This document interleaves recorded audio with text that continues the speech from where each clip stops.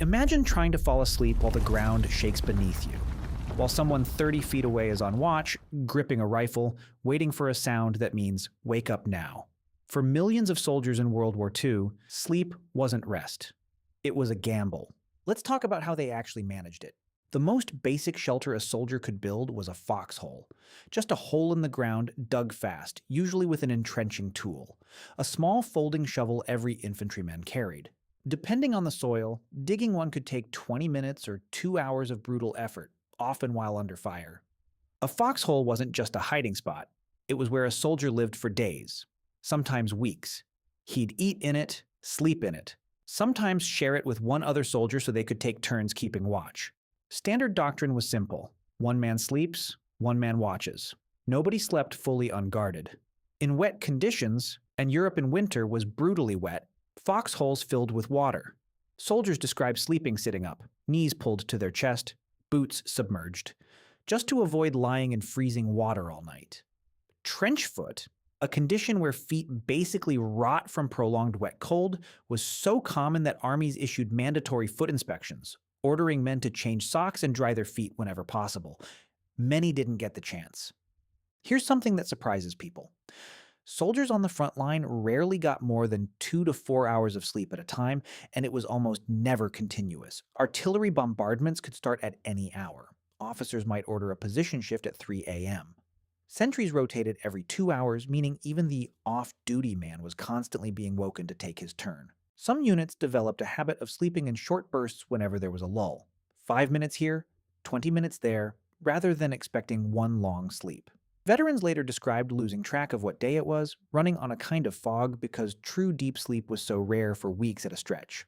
Shelter wasn't always a hole in the ground, though. When soldiers moved through towns and villages, they'd often billet in whatever structure was available. A barn, an abandoned house, a bombed-out building with half a roof still standing.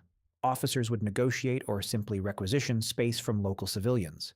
A soldier might go from freezing in a foxhole one night to sleeping on straw in a farmer's barn the next, surrounded by his squad, rifles stacked by the door.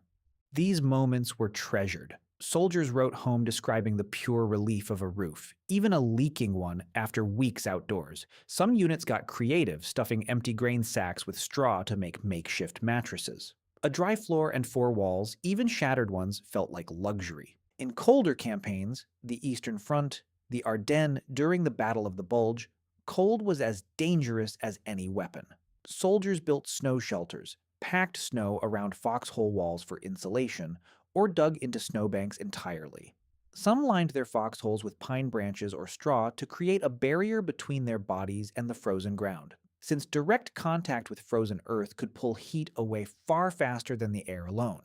Fires were a double-edged sword.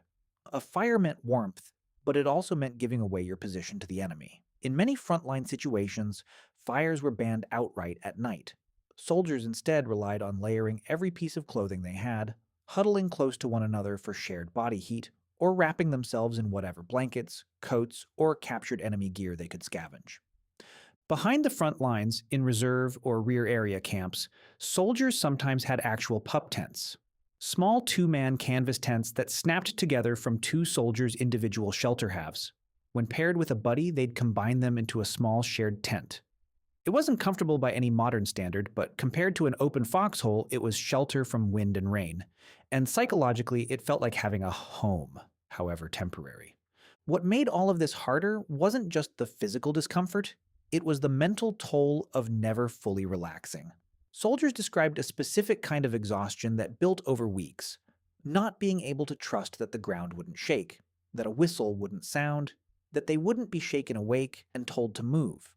Some psychologists studying combat stress after the war identified this constant partial alertness, this inability to enter deep restorative sleep, as one of the most damaging aspects of frontline service, sometimes worse than the physical hardship itself. It's worth remembering that a soldier's experience of shelter and sleep could shift wildly within days, freezing in a flooded foxhole, then a barn with straw, then back to digging in under fire. There was no consistency, no routine, which is part of why so many veterans, decades later, still described sleep as something that never fully returned to normal, even long after they came home. That constant unpredictability, Never knowing if tonight would be a real bed, a barn floor, or a hole in frozen ground is something most people who didn't live through it can barely imagine.